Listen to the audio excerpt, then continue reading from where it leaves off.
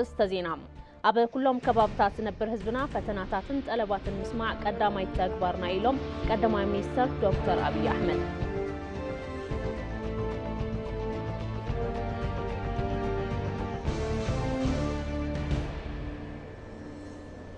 منجس فيدرال وعلى سلام بريتوريا ملو بملو أباي تخوردن كتكبرن زي تحلل تعرنا قبر مخانو مينستر مكلخال هاجر دكتور أبراهام بلاي تزاريبهم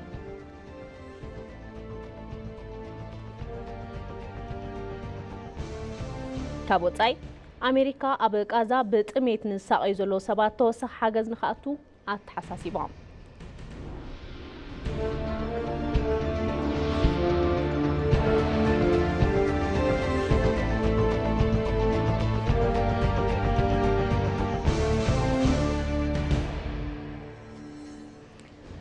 سلام طعنا باللي زخبركم تملكتنا كاب إتيفي مدب قانقواتات تغرينيا معد زينا كاب ساعة جميرو نابهم كبليو معد زينا نمرحو نازريت بريو حبيركم كتأنحي فلما حد صارت زيناتات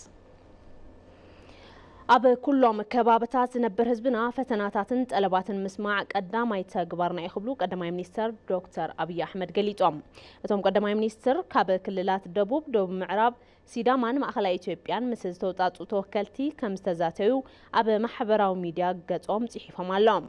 توكلتي أبت أوان زتا أب قدات لمعات رئيتومن حتوطاتومن أغريبوميم قداماي مينستر دكتور أبي أحمد أب ملسوم أب حبراو شتون مبصح بحبارن بحبرة مسرح أدلاي خمسخون حبيرام أب كلهم كبابتات نبر حزبي فتناتاتون طلباتون مسمع قداماي تغبارنا يدمايلوم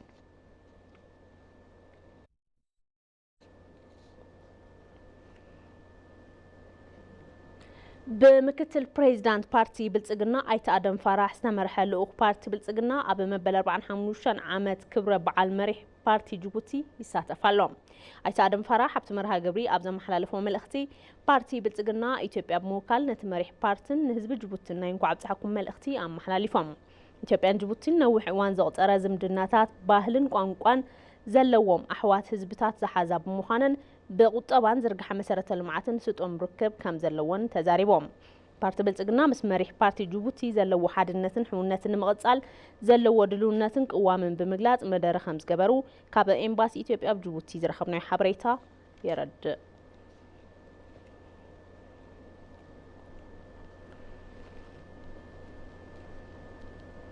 مينستر مكلخال فيدرالي دكتور أبراهام بلاين مكتل العلوائي تمادورشم جنرال أبو تادسن مس مينستر ديتا مكلخال هاجرن مكتل قدماي مينستر كواتار خالد بن محمد الاتياه زتيوم ابتزته حبراوي زعباتات كم اون متنخر ركبن كلتياو متحبارن اب مغلبات زتامته لزب كم زغبرو تحبيروم كم صبصاب ز بينسولا كواتار قدم مبل شامني عالم لخ اكزيبيشن كونفرنسن مكلخال حيل بحر الدوها زتسالت أن تخون بحبارنا مسرح كم استسمع معدومة تقليج يوم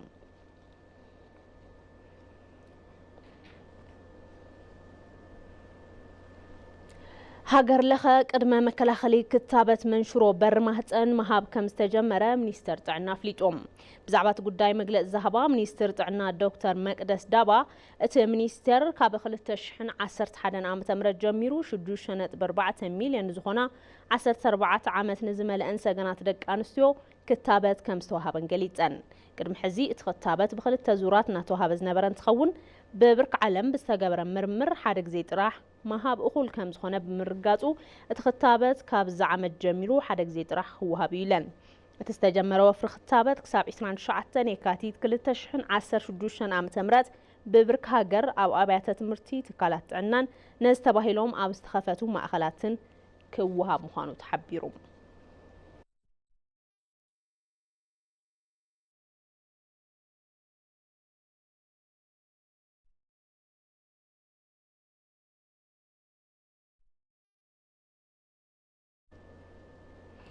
حبراوي قبائي كومشنرات كومشن أبيات هنسات فيدرالين كللاتن أب كلل سومالي كتما جوجوغا يسالت علم اتو قبائي ريفورم تكالات بيت هنسات كغطس المقبار مقرام مهناتن قلقالوت لمعات تحدثون وزيتاونتن محلاو سبقاو مسالن دحنتن تهنتي أبزبلو قدات النازة تيركب ኣብቲ ጉባኤ ዝተረኸቡ ርእሰ ምምሕዳር ክልል ሶማሌ ሙስጠፌ መሐመድ ኣብቲ ክልል ኣብ ዝሓለፉ 5 ዓመታት ብዝተሰርሑ ስራሕቲ ለውጢ ብዙሓት ሱርበቆስ ለውጥታት ምምጽእ ከም ዝተኻእለ ኣብሪሆም እዚ ድማ ኣብ ኢትዮጵያ ዘፈር ፍትሒ ምምሓሹ ዘመላኽት ከም ዝኾነ ብምሕባር ሰላምን ድሕነትን ህዝቢ ንምርጋጽ ካብ መንጎ ዝሰርሑ ትካላት ስርዓት ፍትሒ ቤት ህንጸት ሓደ ከም ዝኾነ ኣልዒሎም እዮም ኣብ ኣብያተ ህንጸት ዝመጽእ ውጽኢታዊ ስራሕ ብምጥንኻር ናብ ዝለዓለ ብርኪ ንምብጻሕ መዳርግቲ ኣካላት ብሓባር ክሰርሑ ከም ዝግባእ እውን ኣተሓሳሲቦም ኮሚሽነር ኮሚሽን ቤት ህንጸት ፌደራል ዳመነ ዳሮታ በግድኦም ኩሎም ተሃነጽቲ ሕጊ ብመሰረት መምርሒታ ሕዛት ተሃነጽቲ ሕጊ ውድብ ሕብራት መንግስታት ሰብኣዊ ክብሮም ብምሕላው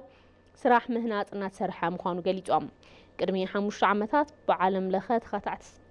ሰብኣዊ መሰልን ዓለም ለኸ ሚድያታትን እናተቃወሰ ዝነበረ ኮሚሽን ቤት ህንጸት ክልል ሶማሌ ሎሚ ኣሰናዳኢ ጉባኤ ምዃኑ መርኣያ እቲ ለውጢ ኢሎም እቲ ሓበራዊ ጉባኤ ተመክሮ ብምልውዋጥ ልምዲ ምውሳድ ተሃነጽቲ ብዓልየት ብቐለም ብጾታ ብቋንቋ ብሃይማኖትን ፖለቲካዊ ኣመለኻኽታን ኣፈላላይ ከይተፈጠረ ተቐራራቢ ኣሰራርሓ ንምዝርጋሕ ከም ዝሕግዝ ገሊጾም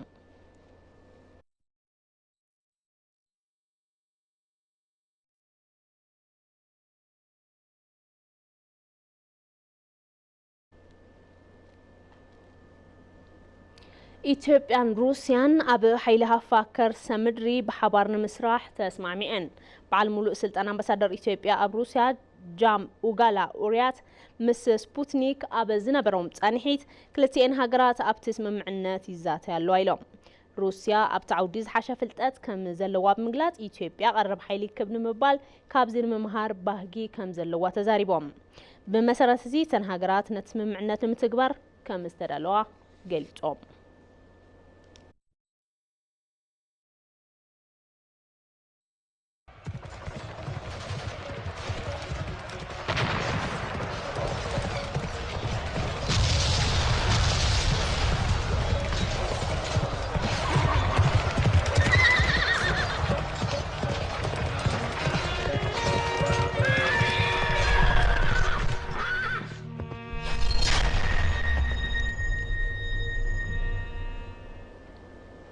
ማድ ዜና نقطع يحز ድማ بزرزر ናብ ንሪኦም ጉዳያት ሓሊፍና ኣብ ክልል ትግራይ ድሕሪ ስምምዕ ፕሪቶሪያ ናተወገኑ ብዛዕባ ዘለዉ ጉዳያትን ህልው ኩነታትን መሰረት ብምግባር ሚኒስትር ምክልኻል ሃገር ዶክተር አብርሃም በላይ ምስ ኢቲቪ ትግርኛ ጻንሒት ኣካይዶም ኣለዎም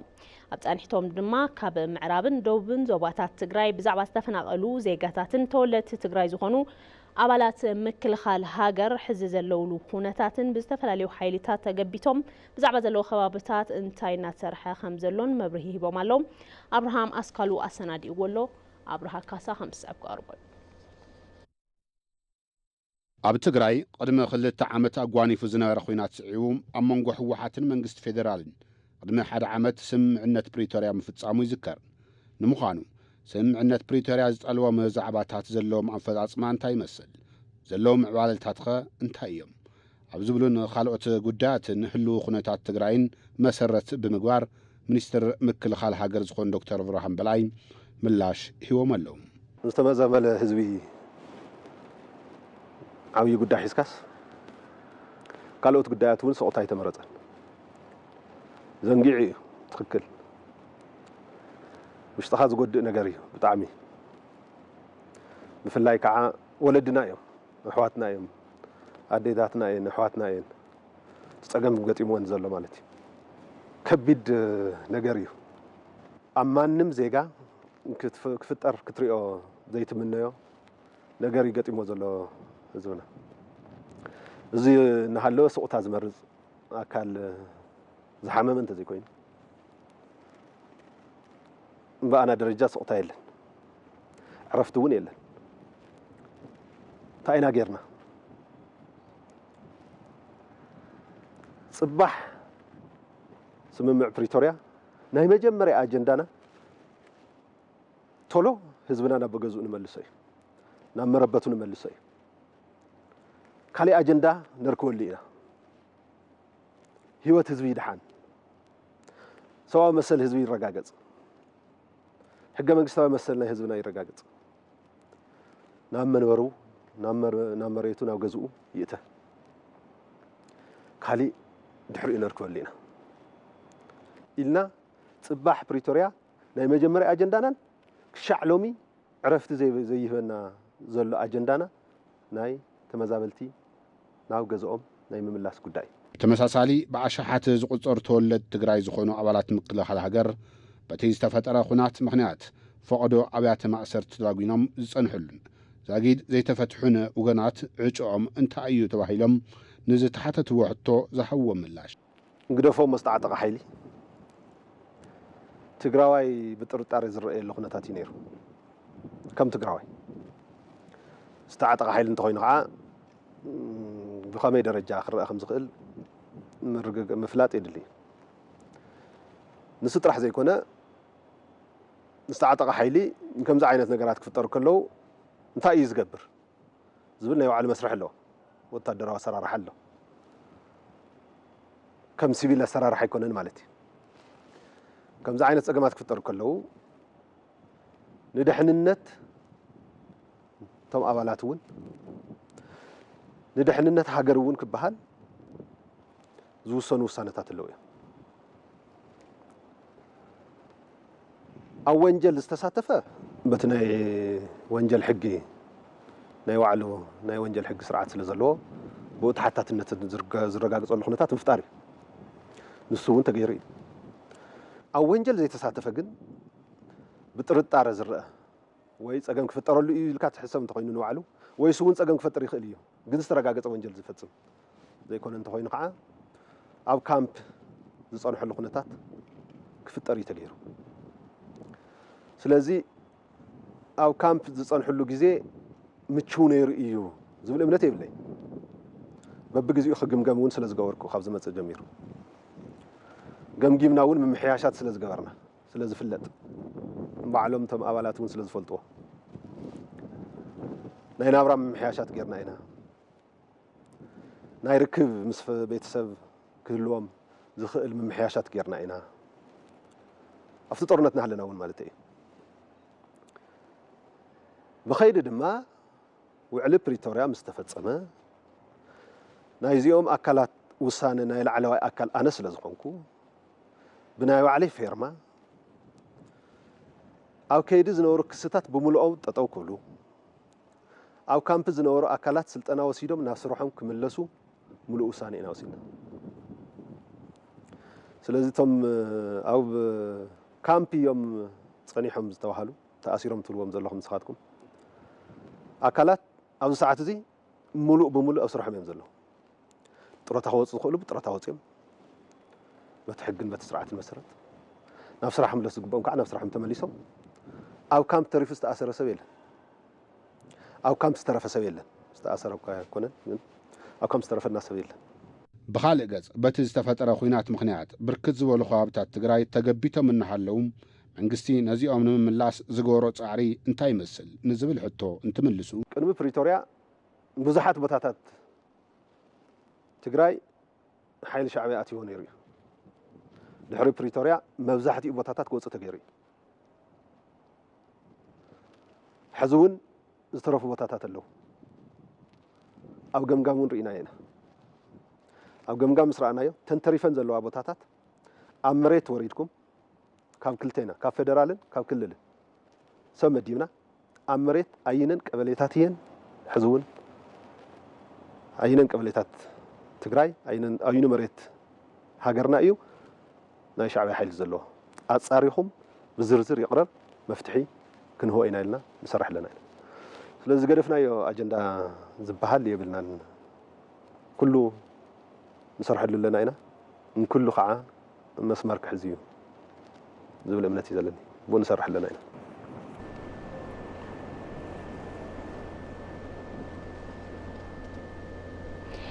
ኢትዮጵያ ካብ ግዳማዊ ተጸባይነት ንምንጋፍ ኣብ ኳታርን ኣብ ካልእ ክፋላት ዓለምን ዝነብር ዲያስፖራ ልዑል ተሳትፎ ልምዓት ምግባር ዝዋን ዝጠልቦ ሓርበኝነት እዩ ኢለን ሚኒስትር ዴኤታ ጉዳያት ወጻኢ ኣምባሳደር ብርቱካን ኣያኖ ኣብ ኳታር መዓልቲ ኢትዮጵያ ብዝተፈላለዩ ምስነዳት ተኸቢሩሎም ይመር ኣደም ካብ ዶሃን ዝለኣኾ ዜና በርሂ ብርሃነ ኣብ ኳታር ዝነብሩ ኣባላት ማሕበር ኮሚኒቲ ኢትዮጵያውያንን ትውልደ ኢትዮጵያውያንን ሻድሻይ መዓልቲ ኢትዮጵያውያን ኣብ ከተማ ዱሃ ብዝተፈላለየ ምስንዳኣት ኣኽቢሮም እዚ መርሃ ግብሪ ኣብ ኳታር ዝቕመጡ ኢትዮጵያውያን ተኣኻኺቦም ዘሕልፍዎ ብምዃኑ ማሕበራዊ ምትእስሳሮም ዘሰጥምን ምስሊ ዓዶም ዘንጸባርቑሉን ምዃኑ ኣብ ኳታር ኣቦ ወንበር ኮሚኒቲ ኢትዮጵያ ኣሚኑ ኑሩ ገሊጾም እዮም አምባሳደርን ፉሊ ልኡኹን ኢትዮጵያ ኣብ ኳታር የመንን ኢራቅን ፈይሰል አልይ ብዜጋ ተኮር ዲፕሎማሲ ተሳትፎ ዲያስፖራ ንምዕባይ ጠመተ ተዋሂቡ ይስራሕ ከም ዘሎ ተዛሪቦም እዮም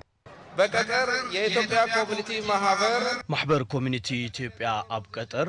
ቀጠር ዝነብሩ ዜጋታት መንነቶም ባህሎምን ክብርታቶምን ንኸላልዩ ከምኡውን ኣብ ምንቅስቃስ ልምዓት ሃገሮም ብንቕሓት ክሳተፉ ስለዝገበረ ንሃገሩ ዘለዎ ክብርን ውዕለታን ኣድዩ እዩ መንግስቲ ንዜጋ ተኮር ዲፕሎማሲ ዝሃቦ ትኩረት ኣብ ምድጋፍ እዚ ኮሚኒቲ ማሕበር ዝምስገን ዕላማ ፈጺሙ እዩ አምባሳደር ፈይሰል ኣብ ኳታር ዝነብሩ ዜጋታት ኣብ ሃገራዊ ስራሕቲ ልምዓት ዕዙዝ ተሳትፎ እናፈጸሙ ከም ዝርከቡ ኣዘኻኺሮም እዮም ንሃገራዊ ፕሮጀክታት ልምዓትን እዋናዊ ጻውዒትን ልዑል ድጋፍ ሂቦም ይህቡን ኣለዉ ኣብ ግድብ ሕዳሰ ገበታ ለሃገር ንእግሪ መትከሊ ተመዛበልትን ንኻልኦት ሃገራዊ ጻውዒትን ንዝህብዎ ቅልጡፍ ምላሽ ከመስግን ይደሊ ሚኒስትር ዲኤታ ጉዳይ ወጻኢ አምባሳደር ብርቱካን አያኖ በወገነን መንግስቲ ኩለ መድያዊ ተሳትፎ ዲያስፖራ ንኸዓቢ ፖሊሲ ሓንፂጹ ይሰርሕ ከም ዘሎ አልዒለንን መንግስት በሀገር ደረጃ የዲያስፖራ ተሳትፎ ለማረጋገጥ የዲያስፖራ ፖሊሲ ቀርጾ ተግባራዊ አድርጓል መንግስቲ ተሳትፎ ዲያስፖራን ምርጋጽ ፖሊሲ ሓንፂጹ ኣብ ስራሕ አውዒሉ እዩ ኢትዮጵያ ኣብ ዝነበሩለን ሃገራት መሰሎም ክኽበር ዲያስፖራ ኣብ ንግድን ኣብ ኢንቨስትመንትን ከምኡውን ኣብ ዓውደ ቱሪዝም ተሳትፎ ክገብር ኣብ ህንጸት ሰናይ ምስሊ ሃገር ግድኡ ከበርክት ኩለ መዳዮ ግልጋሎት ልምዓት ተሳትፎ ዲያስፖራ እንሃበ ይርከብ ኢትዮጵያ ካብ ደጋዊ ተጸባይነት ንኽትናገፍ ኣብ ዝተፈላለዩ ሃገራት ዝነብሩ ኢትዮጵያውያን ኣብ ሃገራዊ ልምዓት ተጸራሒ አበርክቶ ምክያዶም እዚ ወቅቱ እዚ ዝደልዩ ሓርበኝነት እዩ ዝብል ሓሳብ እውን ወሲኸኔን ቀደምት አባቶች በአንድነት ለሀገራቸው ነጻነት በሰሩት አኩሪ ቀዳሞት ወለዲ ንናጽነት ሃገሮም ኣብ ዝፈጸምዎ ዝሕብን ታሪክ ተመስሪትና ብሕውነትን ብምትሕባርን ኣብ ልዕሊ ሓበራዊ ጸላኢና ድኽነት ወፊርና በርቲዕና በመስራሕ ምዕባል ሃገርና ንምካድ ኣብ ዝግበር ኩለ መዳዮ ስራሕ ክንረባረብ ይግባእ መረባረብ ይኖርብናል ኣብ ኳታር ልዕሊ 30,000 ኢትዮጵያውያን ከም ዝርከቡ መረዳእታታት ይሕብሩ ኣብ ምብራቕ ጉጅን ምብራቕ ቦረና እናተንቀሳቐሱ ዝነበሩ ኣባላት ጉጅለ ሸኔ ንመንግስቲ ኢዶም ንሃቡ ይርከቡ እቲ ጉጅለ ልዕሊ ዕላማ ፖለቲካ ኣብ ተግባራት ስርቅን ህዝቢ ምንግልታዕን ብምውፋሩ ምስቲ ጉጅለ ዝነበሮም ርክብ ምቁራጾም ኣባላት ጉጅለ ገሊጾም ሚካኤል ገዙ ዘሰናድኦ ጸብጻብ ምንብርሃን ገርማይ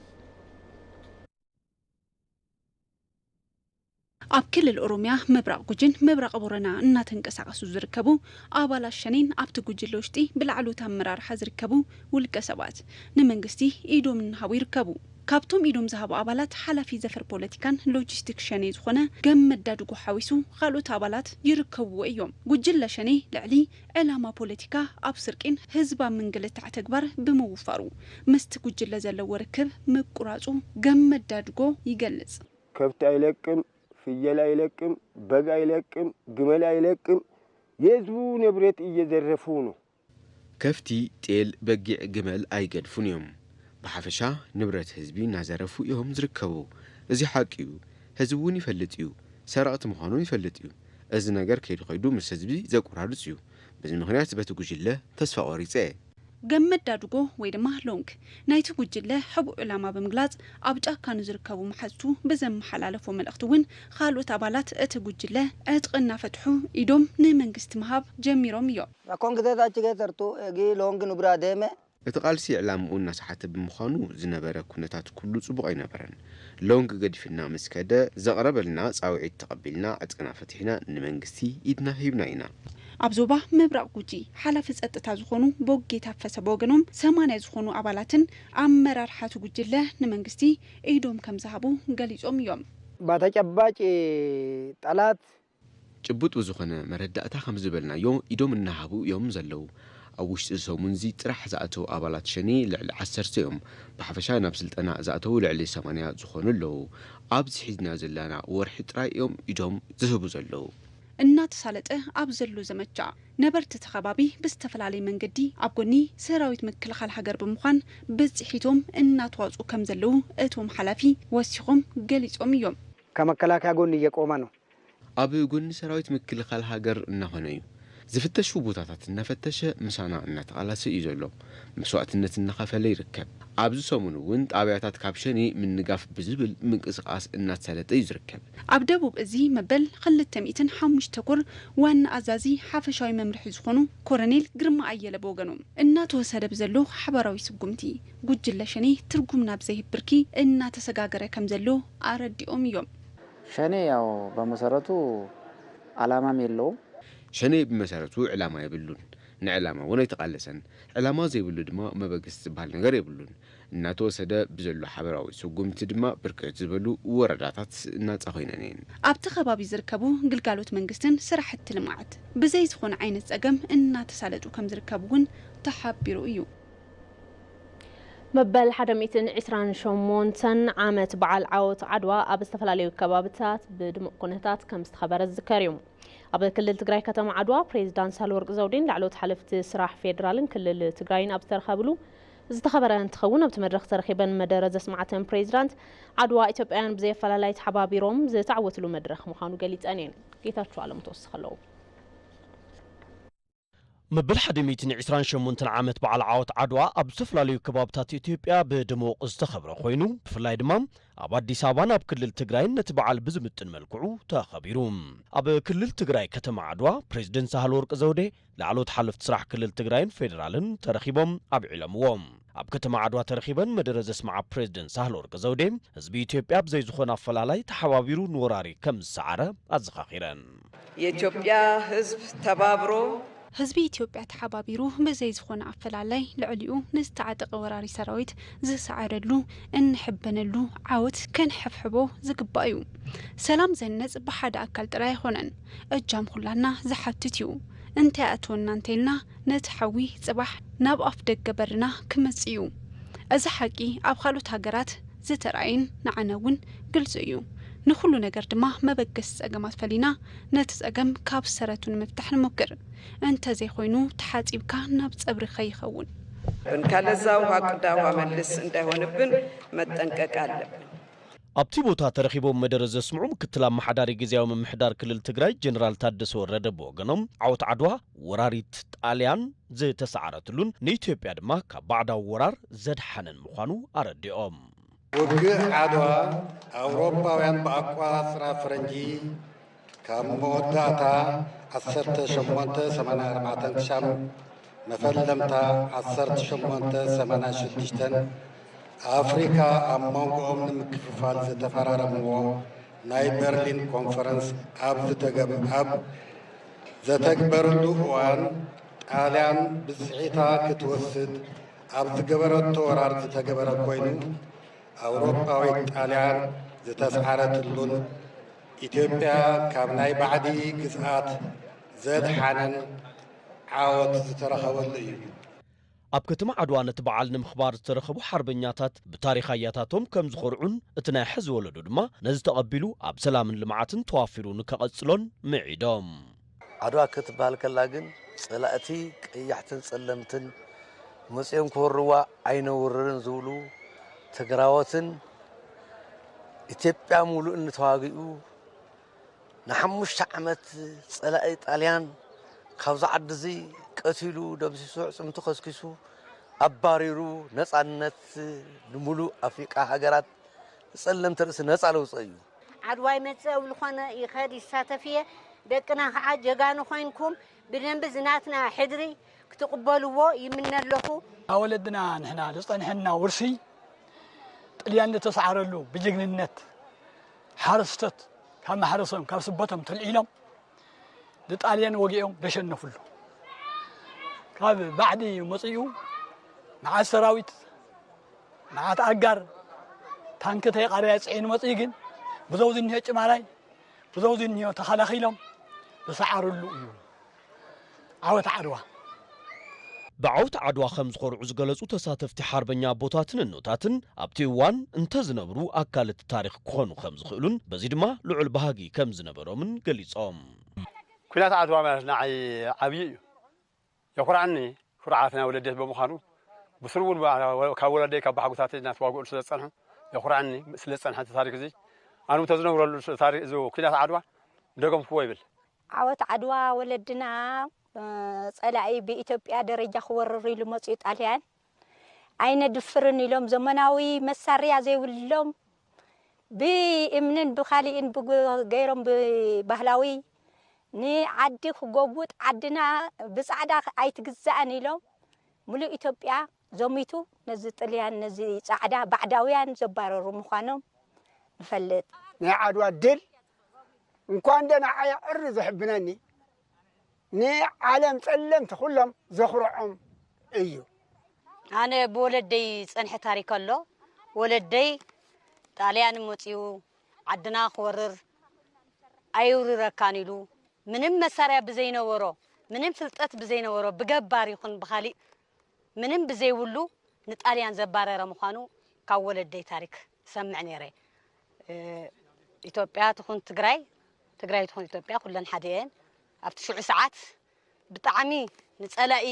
ኣኽነብኒዮም ዝሰዱ ወለዲ ዝነበሩና ምዃኖም ስርዓት ዝፈልጡ ንጸላኢዮም ዝሓቕፉ ምንባሮም ዝወደቐ የብሊዖም ዝወደቐ ስትዮም ዝዋግኡ ምንባሮም ብወለደይ ይሰምዕ ዓወት ዓድዋ መጠቃላሊ ይኹን እምበር እቲ ዓወታት ብዙሕ ቦታታት እዩ ነይሩ መጠቃላሊ ስለ ዝኾነ ኩሉ ኢትዮጵያዊ ስለ ተሳተፈሉ